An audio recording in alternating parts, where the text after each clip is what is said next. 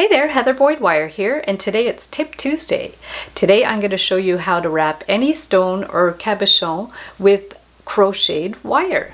So what you're going to need for this project are your tools. You're going to need a crochet hook, 28 gauge wire. I'm using the artistic copper wire. And then you're going to need a cabochon, so probably a glass piece. This is from the stained glass store.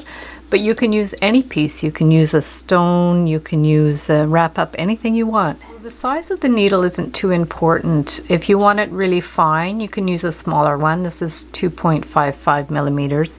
I'm going to go with this 4.25 millimeters. It's sort of an average size. And then you're going to need your piece to know how big to make it. And if you don't know how much wire to cut, just take it right off the spool. It's you could do it that way if you don't know how much to cut, because sometimes it's hard to predict. I mean, you can always add pieces if you need.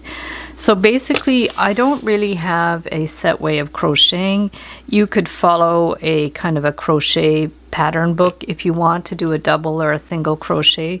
Basically what I do is I start with a kind of a chain stitch. So I do a loop here, stick my hook on and pull this one through. So that's your first like little starting point.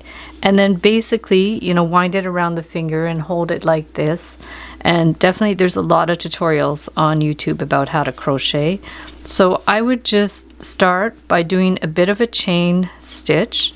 So however many you think you're going to need. So let's just start with maybe about 10 or something. 5. It doesn't even matter if you count them or not, because you can wiggle it around as you go. You can add and subtract stitches. So the idea here is you want it to be like wide enough to wrap around here. So kind of double the width of that. And that too you're going to be able to adjust after. So let's just do this. That's about double the width. And maybe just do one more to be sure. And then what we're going to do is go back into our stitches. So see, we're going to go back that way. So now we're going to go in to this one stitch, okay, in there, pull your wire through here. So now we have these two here. And then all I do, it's like a single crochet. So then you just wrap it around your needle again and pull it through. Okay, so we'll do the same thing here.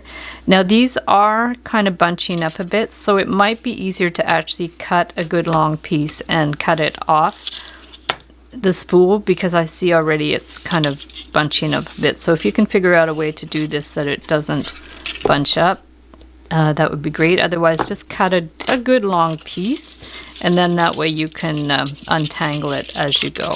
Okay, so now what we want to do is keep going back along that row.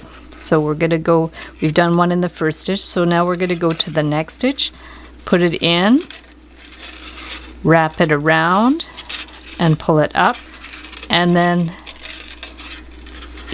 like that. Okay, so we're just going to keep going across. We're going to do a full line of stitches. And like I said, the idea is to make a piece that's almost twice the size of your stone. So you're going to be able to wrap it around, and then you see you're going to have to unravel this as you go, but that's okay. If it gets a little kinked, it's okay. We're going to be able to hide it. So we're just going to go straight across. I have some other tutorials on how to crochet. I have a really cute one that's like a crocheted heart that you could make into earrings or into like a little embellishment for a greeting card or a scrapbook. I have one that's like a crocheted dress. It's almost like you make a beginning kind of starting point out of crochet, and then you can sculpt it into any shape that you want. So it's really very open-ended, doing sort of things with crocheted wire. I've certainly seen crocheted wire bracelets and chokers and things like that. I think I also have one for a crocheted ring. Yes, I do. A video for a crocheted ring that I'll link up below too. So once you've got to the end of your row, okay, we're just going to complete our row with our crochet. And then you want to get up to the next row. So to get up to the next row, we'll just do a single chain,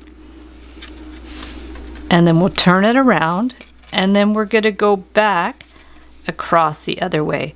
And now the idea is we're just going to keep going back and forth, keep doing rows until you get to about the height of your piece you want to wrap. So now I did run out of wires, so I'm going to show you how to attach a piece. We're just going to take the piece here and put it alongside the other little end, and then we're just going to keep crocheting. And what you can do after is you can twist those ends inside, like it's not going to be a real problem. So it's really, like I said, very free form. You can just add wires as you go and then tuck them in after. And I'm also finding that my weave is a little bit tight. So if you're finding that, this is just going to take practice.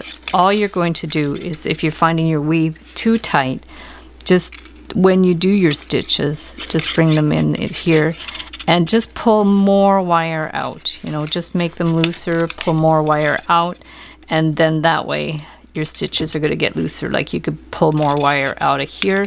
And it's actually really interesting if you vary the tension of your wire. It's very organic. It looks very organic. You could even skip stitches if you want. Like it really, like see here, if I pull it really hard, then there might be like a little gap in there, but it just makes it look a little more interesting.